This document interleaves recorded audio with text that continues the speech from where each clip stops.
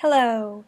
Storybrooke has frozen over, Season 4. I'm going to recap Episode 1, called A Tale of Two Sisters. Now, we know that the Tale of Two Sisters refers to Elsa and Anna, the frozen princesses. So it starts off like you would expect. Elsa and Anna are visiting their parents' grave. Once Upon a Time is doing an interesting twist. They are going to tell us the things we didn't see in the movie, like what happened to their parents, where were they going, and why does Elsa have her powers. And so this gets further explored when Elsa wants Anna to try on her mother's wedding dress for her wedding to Kristoff, which is in the works. Elsa finds her mother's diary and she starts reading it, and she comes across something from the later entries that says that they were going on this journey because of Elsa. Their journey was because of me, therefore they died because of me. It's a very short reasoning, but as Anna explained, we don't know why they were going anywhere. They may not think you're a monster, they may be trying to help you, which I think is what they were doing. So Anna tries to help her sister, in her wedding dress, no less, and she goes to visit Grandpappy, one of the troll rocks. Her future in-law says that he does not know why they were going where they were going, but he does know where. He says they were going to a place called Misthaven. And so Anna says, "Oh, Elsa, you should go there and find out." Unfortunately, Elsa is the queen and she cannot leave her kingdom. So with Kristoff's help with his distraction, Anna is able to put on her little pink hat and her pink cloak and board a ship that is going to take her to Misthaven. And we also find out that Misthaven is known to its inhabitants as the Enchanted Forest. So we know Anna and Elsa's parents were going to the Enchanted Forest. Now the theory here is that they were going to see someone who could help Elsa. Maybe Rumpelstiltskin? Meanwhile, in Storybrooke, Elsa finds herself in a strange land with cars whizzing by, people on motorcycles, dwarves screaming, and then a car comes right at her, and of course she freezes it, because that's what she does when she's upset or when she's scared. She uses her ice power. In Arendelle, we saw what happened after the movie, which means that her powers were now in her control. However, in Storybrooke now, her powers are kind of all over the place, and her emotions are all over the place. She's obviously been in that urn for quite some time, so she's probably a little rusty with the magic. Because when Elsa freezes Grumpy's truck, he, goes into a panic, and that's really what starts everything. Emma and Hook try to follow her ice path. It's kind of like, where are you gonna hide, Elsa? Your ice is following you everywhere. We can clearly follow you. So Elsa creates the marshmallow ice monster to scare the town. He chases them down into the forest, and in the forest is Robin Hood's gang of merry men. Emma tries to use her powers to stop the monster, but of course it just makes things worse. And the important thing in this scene is that Hook believes in her. Of course, they were knocked out. And so when Marion is the only one left, she's got her bow and arrow, which is clearly going to do nothing, but she is saved by Regina, which is surprising to Marion, but it puts her in a better light, in her eyes at least. Earlier on in the episode, Robin says that he does love her and that his feelings for Regina are real. However, he did make marriage vows, and since he is a changed man from the thief he once was, he has to honor that code and he has to honor his vows, which means that he and Regina cannot be together. Oh, Regina, we are all so sorry. Ugh! And Regina is reverting back to her evil self when she wants to get rid of somebody. She literally says, "There is someone in the way of my happiness, and she must be removed."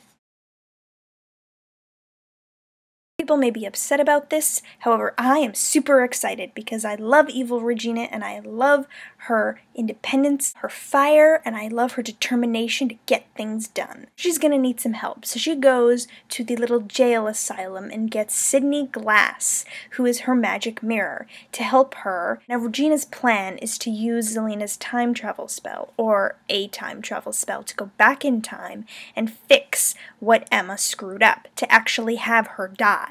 So she needs Sidney, the magic mirror, to tell her exactly when or what happened that made Regina want to kill her. And of course it was, as we saw in the finale of the last season, it was protecting Snow, or not giving up Snow's whereabouts. She's very vanilla, so it's no wonder I don't remember her. So Regina's theory is that the book is what gives her an unhappy ending, because the book is written for heroes and villains do not get happy endings. And in the book, you know, Maid Marian and Robin Hood, that's who gets their happy ending. And so Regina says we need to find the writer of the book and make them change it so that I get what I deserve. So that's going to be really interesting. Who is the writer of the book? How did it come to be? Maybe we'll finally get an answer to that. So Regina is going to play this very well. She's going to keep her friends close and her enemies closer. That's right, save Marian from the ice monster. Make her think you're a changed person, then she won't see you coming. Robin will never suspect it when Marian disappears because she was actually killed in the past.